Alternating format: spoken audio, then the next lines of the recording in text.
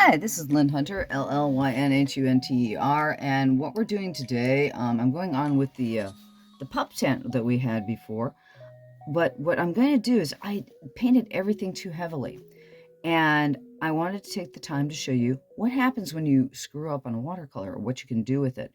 Um, Watercolor is not a permanent paint. It's when you finish a watercolor, you either want to coat it with, say, some Krylon crystal clear, or not crystal clear, but the fixative. Any type of work fixative is pretty good. This particular one was done with a ballpoint pen. Some fixatives might have some problems with the ballpoint pen, but you can fix that. But here what I'm doing is, this is all too heavy. I'm going to lift up all the watercolor. It's all totally dry. And I'm going to lift up a lot of the watercolor that I placed down. It's like I'm not happy with how dark it got. I'm not happy with the kind of the muddy quality of everything. So what I'm going to do, I am putting water down. All I'm doing is this brush, I'm filling it up with water. I'm loading this brush with water. And I'm painting the painting with just water. So what I'm doing is I'm trying to release the glue, the gum arabic, the glue that you use in watercolor painting comes from the acacia tree, an honest to God tree. It's basically, I'm not sure if I'm pretty sure that they're still using the gum of the acacia tree for watercolor, and it dissolves with water. So that's what makes watercolor, gives it the fun texture that you get from watercolor, that allows the pigment to float in the water and that adhere to the paper. And then when you add water to it again, it picks up again. So this painting, after it's dried, I'm just not liking this color in here. Is just a bit too muddy and a bit too dark. And I'm thinking that I want to use maybe a different color in there to emphasize the underside of the tent. And like these guys need, this brown it's all gotten too heavy. It also is the paper.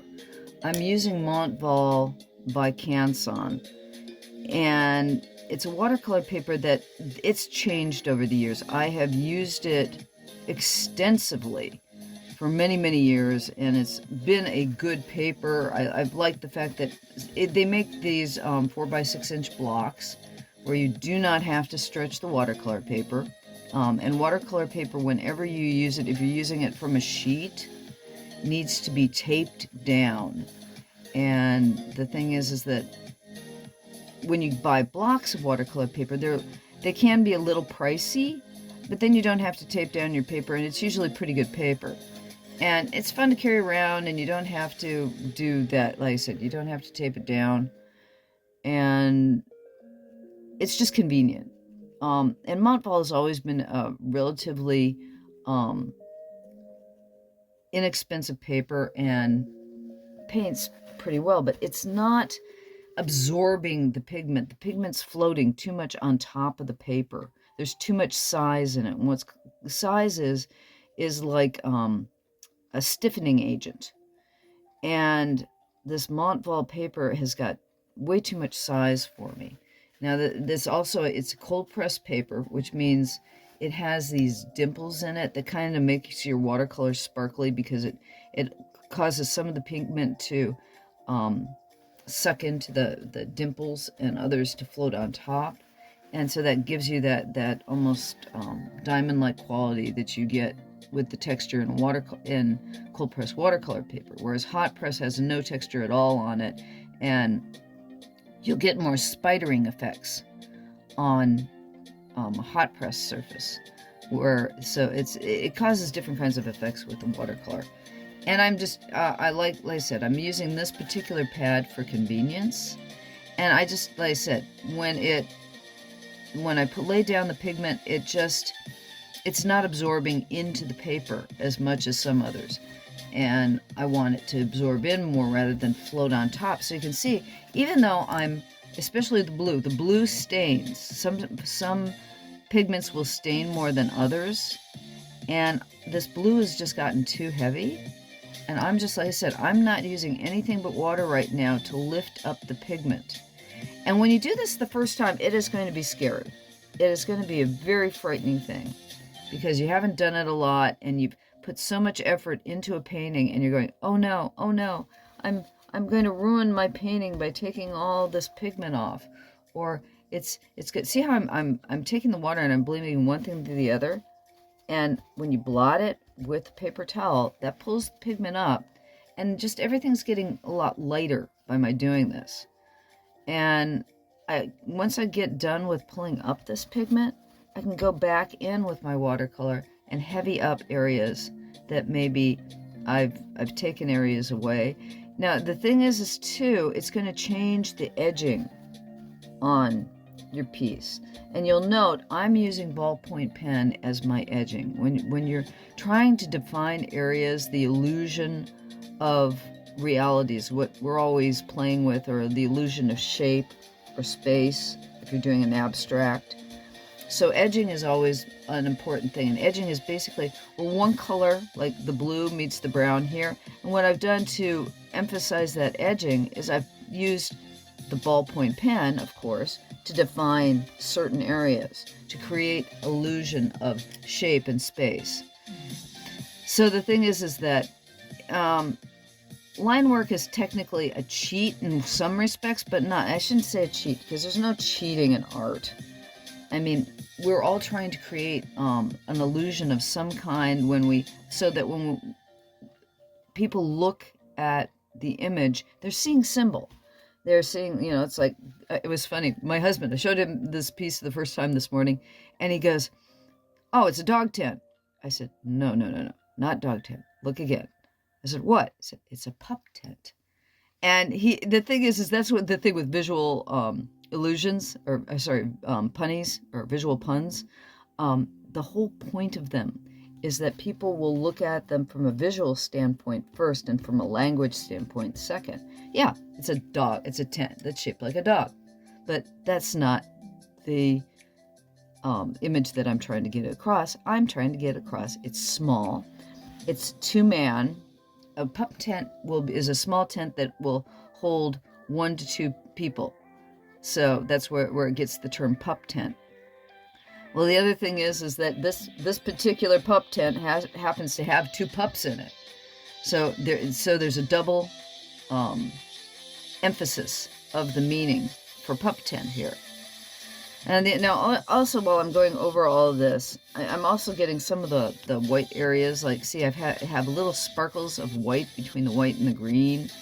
And by, throwing the water in here, I reduce those edges too. Now, some of those little sparkles end up being like highlights. So, whether before or after you like the white in there, or you like the lightness or more lightness than it was before, that's up to you. But I don't know about you, but as I'm going through this thing and cleaning up the heavy areas of paint that I didn't like, I'm liking it more. This is it. When I finished it last night, when I got done with painting, it was a quick painting. I wanted to put it up on my patron and give my patrons, the option of I usually, for my patrons, you can download a JPEG of the image, so that if you want to print it out on your printer, or use it for an iron-on for a t-shirt or what have you, I give a lot of my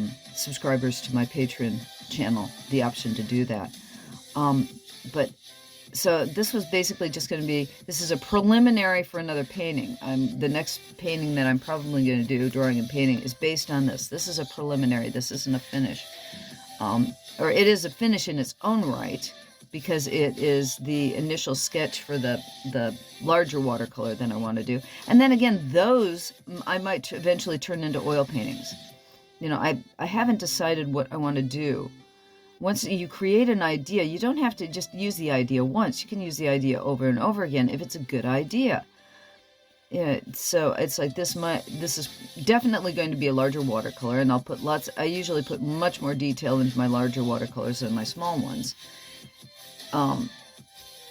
So this is one version of the pup tent. It's the one version of this particular idea. But again, it will be a finished version, but it's not maybe where I'm going, because it's like, I'm thinking I'd like maybe, okay, I gave this dog a red color. I like the brown in here. I like the fact that this is the red color is here, and I'm thinking I'd like the dogs to be more red. The Labradoodles down here, I want them to be a little bit more red, and maybe this dog up here to be a lighter brown. Maybe, I think I like the black spots. I was thinking one of the reasons why I did the black spots was because we have the white clouds up here. And I like the clouds. It gives interest to the sky. But what I could do, instead of doing these roundy, maybe make these dots white, and maybe make the clouds more like, cirrus clouds, more like horsetail clouds. And then that way we have the dot shapes in white, and have the background more blue. Actually, I think that's what I'm going to do for the painting. So these are the things that you can do when you have got a preliminary. You can paint the way how do I do it in this particular piece? What does it look here? And I'm going, I like the way it turned out here and here, but what if I'm going to redo this piece? There are things I like in this drawing, but it's not quite where I want it yet. And that's why you do things small. Do them small, and then you can do a bigger piece. So I'm going to take this drawing in my next video, and I'm going to turn this into a watercolor. Again, I might take it eventually into acrylic piece or an oil if I like the idea, or I might just, oh, I'm sorry, didn't mean to bump my light there. We'll see what happens. But like right now, okay, right in here, I'm liking this cleaned up nicely. But okay, I want to bring that black dot back in here, and I want to do something in this area here to make it stand out against the dog here.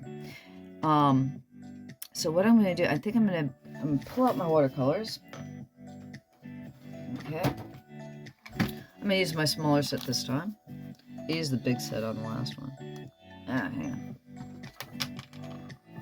I like to use my travel set when I'm doing the videos. This is a Cotman watercolor kit. This is a traveling set. The Cotmans, they're considered a student grade watercolor, but they're still a pretty good watercolor. They're there's different attitudes towards different kinds of watercolors, but this is from what I understand, with the student grades, the pigments are not as intense, or they won't last as long, and they're less expensive for the company to use, so they put them in the student grade watercolors. And Cotmans are like the one step down from their professional.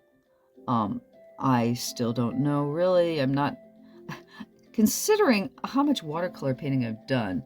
I'm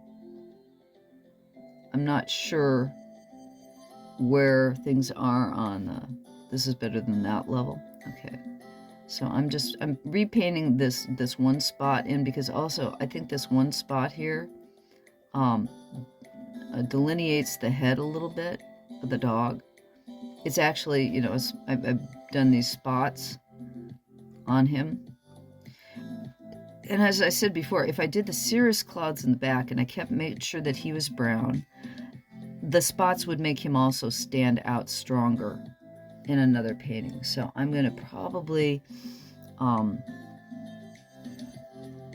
do that for the next painting, as I'll use, instead of doing his spots black, I'm going to do them white. And like I said, I'm going to do cirrus clouds, or basically horsetail type clouds in the sky, rather than the nice cumulus nimbus type clouds. That's what the big fluffy ones are called cumulus nimbus. If you don't remember that from science class, it's kind of like a friend of mine once said, what's the difference between calling something a kneecap or patella? Patella has less letters in it. It's easier to say, and it means the same thing. Both are the same word for a kneecap. One is the one you use in science. One is the one you use for daily use. I mean, but they actually both kind of describe the same thing. They're both saying this is a kneecap.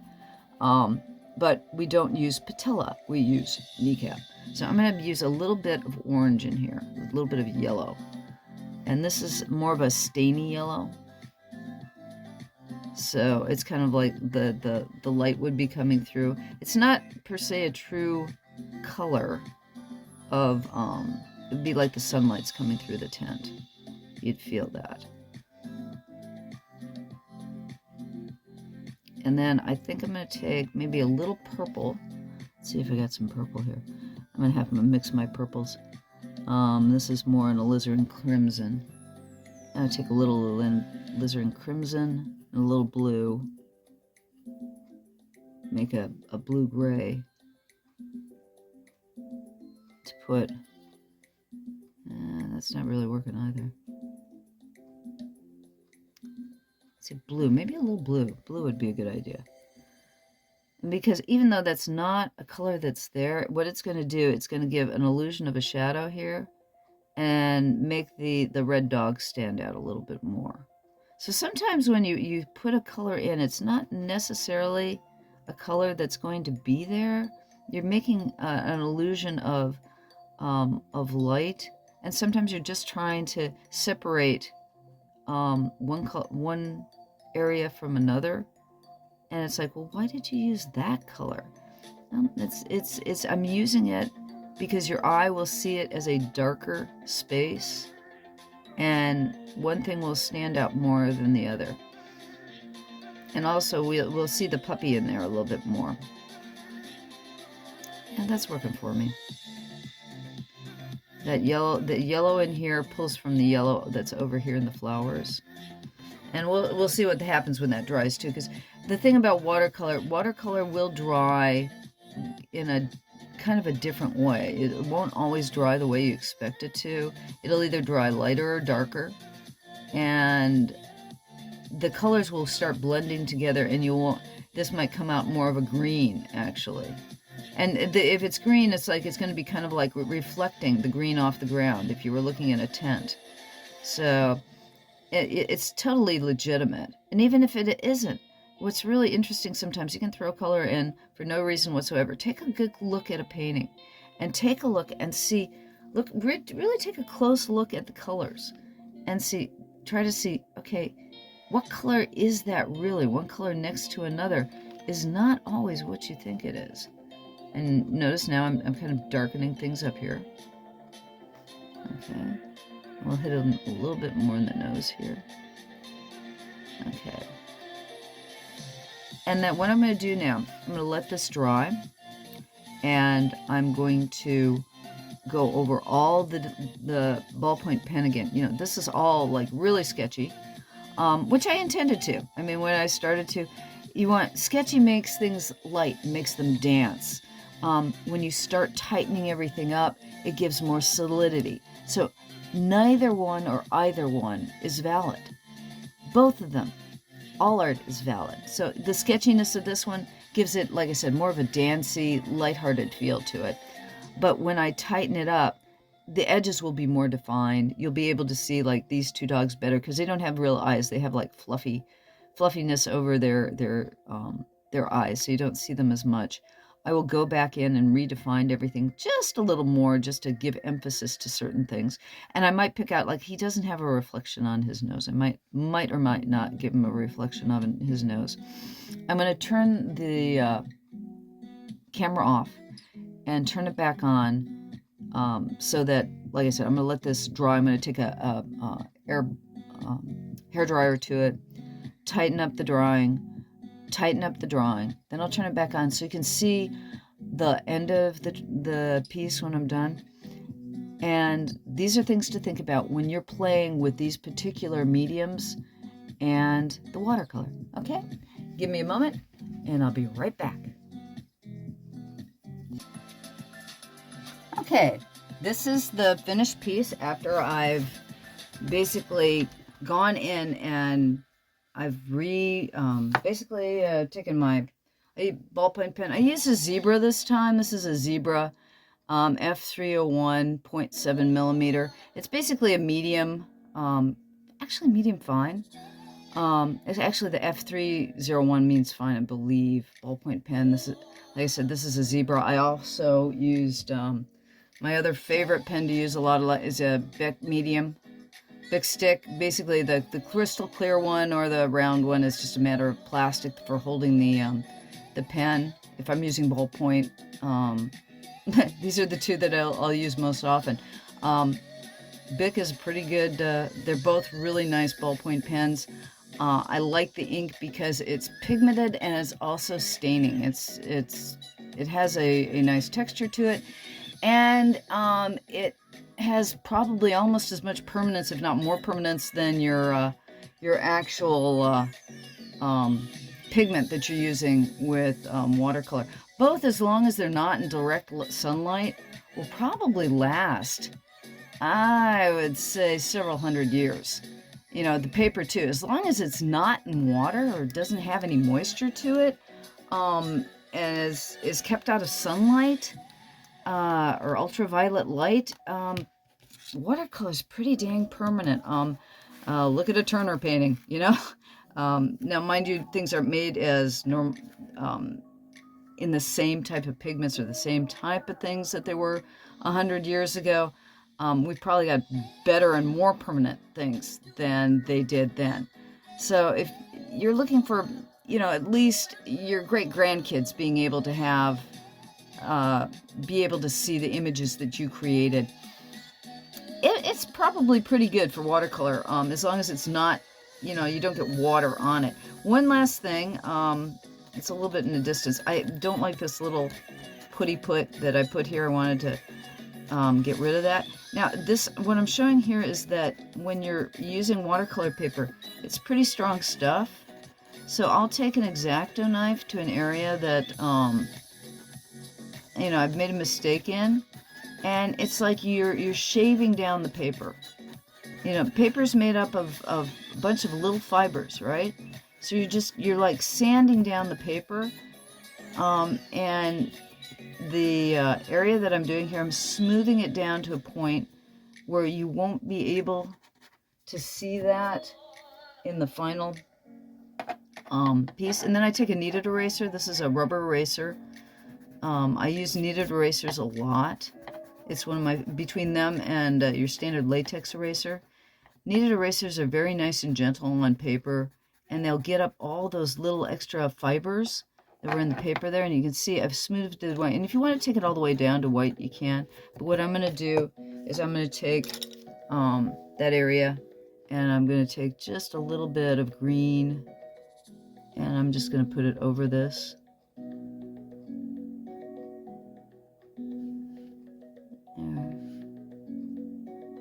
And then when that dries, you're not even going to notice. Let me fill that in too. You're not even going to notice that there was any mistake there. But that line has disappeared now. I've gotten rid of that line that kind of stuck down there and was bothering me. So I'll put this back this way so you can see it again.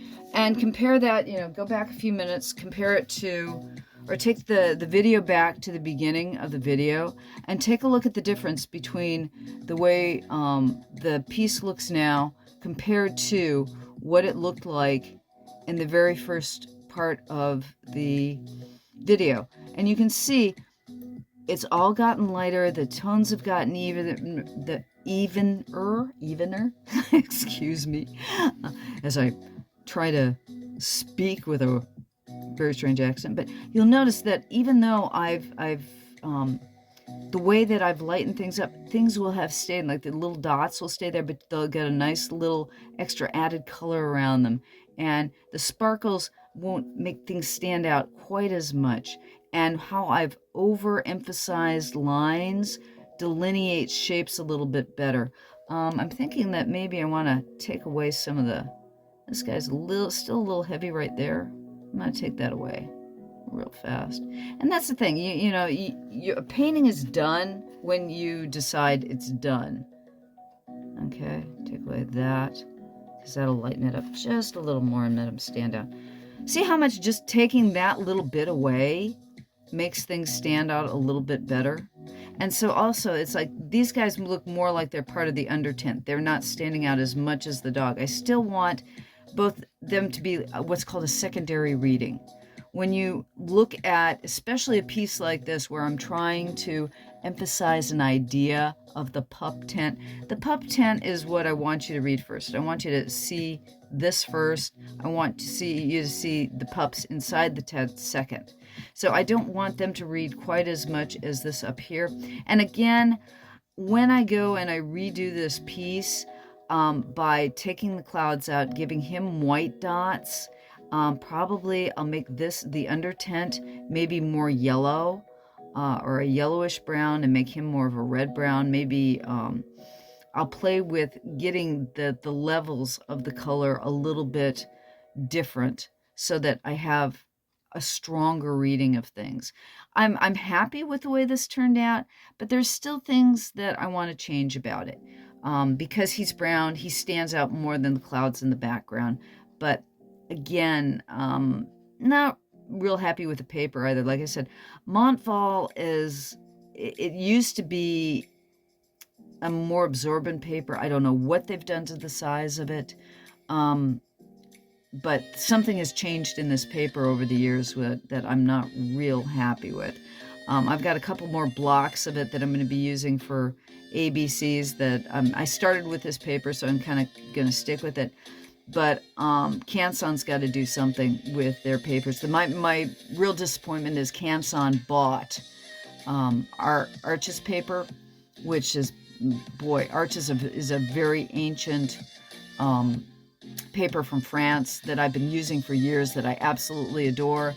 And once Canson bought it up, they did something with the size. I don't know whether it was Arches themselves or Canson, but again, the sizing they're using in the paper, whether they've modernized it or what, I'm really disappointed with what they've done to the paper. So I'm currently looking for a new watercolor paper. I'll let you know what I find, but Arches and Montval used to be my two papers to go to, and Canson has just done something to cheapen their size that it's not the same paper it used to be. And if you have worked with one material for a long time and they change the material on you, it's a problem. And I've lived, like I said, I've been doing watercolors since I was probably, let's see, what's the 5th grade? 9 years old is when I first started really using watercolor. So I've been using this medium for a long time. We'll let you know what I find out in the future. But thank you for stopping by. Thank you for watching the video to this point, and I appreciate your being here. Again, Llyn Hunter, LLYNHUNTER. I have a Patreon under the same name. If you want to help me with my art and help keep me going, please. My Patreon's $12 a year is the lowest that you can go. Or just subscribe to it for free, just so you can see what I'm doing. Like I said, I offer a lot of free downloads and insight to other things that I don't put on my vids. That's about it. Thanks for being here. See you next time.